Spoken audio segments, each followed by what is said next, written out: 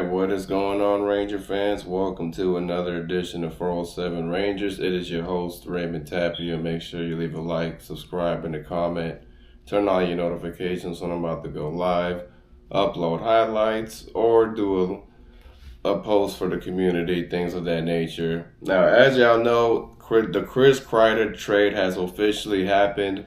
Now, for a second, I thought they were going to waive his contract and sign him to Anaheim the way the whole news and reports was going about it. But it seems like Chris Kreider and the Rangers have came to an agreement to make a deal. He signed off his no trade clause and he's officially going to Anaheim. Now, the Rangers have acquired Carey Terrance as the prospect, a 2025 third-round draft pick. And they also retained $6.5 million. Even though Anaheim took on the contract, they still retained it. So now Rangers are left with $15 million in cap space so far for the free agency. And the Anaheim Ducks in return, they got Chris Kreider and a fourth-round 2025 draft pick from the New York Rangers. Now, of course, this is a sad day, obviously, for anyone who's a diehard Chris Kreider fan, which I get it. I know he's done a lot for this team, and he's also been a fan favorite. But we all know he didn't have his best season this year compared to what he did last year in the playoffs, where he actually pretty much saved the Rangers season in the Hurricanes game with his hat trick in Game 6. So Chris Kreider has definitely achieved a lot. He's also the last remaining Ranger player to have been in the Stanley Cup Finals with Henrik Lundqvist. So that was also interesting to know that he's still the remaining player of that core from a decade ago, which is crazy to even say. But all in all, Chris Kreider, like I said, yeah, he had a bad season, but he will be missed, obviously, as any Ranger fan will feel the same way, though. But it was time to move on. It simply was. Chris Kreider did everything he could for the team, and sometimes it just doesn't work. I'm sure fans would love to have him there for 30 more, 20 more seasons, but when you want something different, you have to move on with the whole entire core, even if it's a fan favorite. I mean, I remember this happening with the Brian Lee situation, but I was super young still. I was 5 years old when it happened, or 3 or 4, something like that. But I remember how New York was super upset about that trade because they acquired Stephane Matteau. But then after that, they couldn't be mad about it anymore once they got themselves to the Stanley Cup and won it. So it's that's the only way the Rangers can actually do something. You have to make sacrifices even if it's fan favorites. And that's how I kind of feel with this situation. Chris Kreider definitely had the same fan favorite as much as Brian Leach did in the 90s. So, but I wish Chris Kreider the best in Anaheim. He will be playing with Jacob Trouba. I don't know why. I guess Anaheim and the New York Rangers always are making deals together, and it always works out for both teams somehow. But yeah, I guess Chris Kreider, a lot of people are saying should his numbers be up in the rafters? I mean, some people feel in a way, yeah, but to me, it's still no, not yet. Because it's still I get it. He's achieved a lot. He has a lot of power play goals, and now he's not going to break the power play goal record. And with all the numbers he has for his personal career with this team, I just don't know if it's rafter worthy.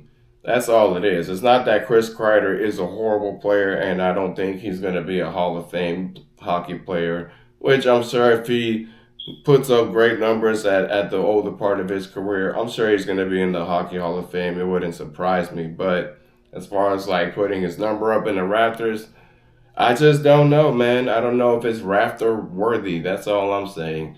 He's a good player, but I just, like I said, I don't know if it's worth putting his jersey up in the rafters.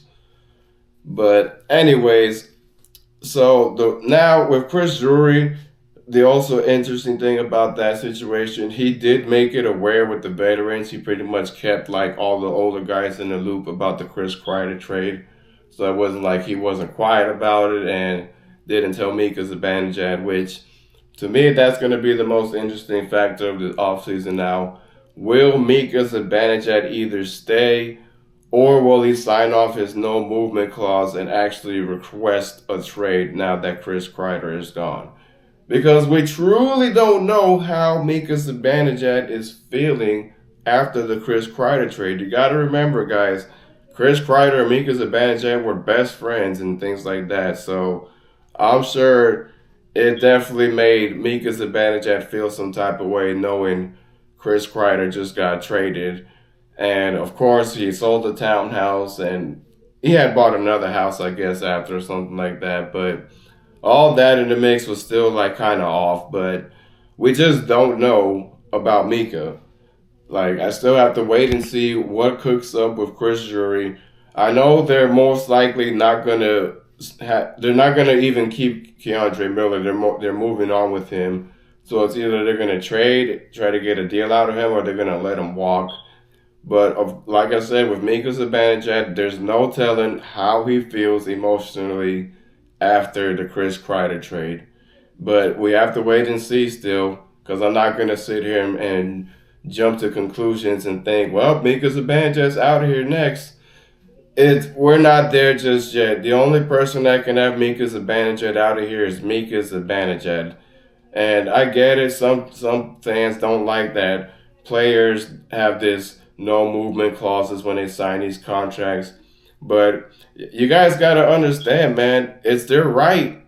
These players have their right to sit there and refuse to be traded and sign a deal where they don't want to be traded at all. Because I remember back in the days when I was growing up watching the NHL, you couldn't even do that. It was you get traded and that's where you go. And if you don't like it, oh well, don't play hockey then. That's how they felt about it back in the days, man.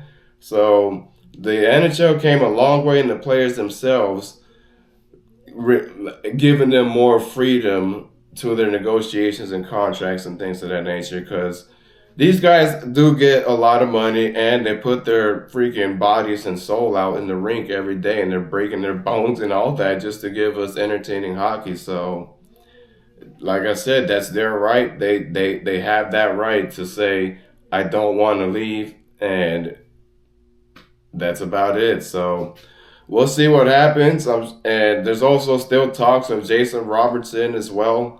I guess like the Rangers are going to have to either clear up more cap space to pay Jason Robertson, or they're going to have to give the Dallas Stars an offer they can't refuse. Because from what I'm seeing with Dallas, they're not even trying to get any money because like their money situation is crazy right now.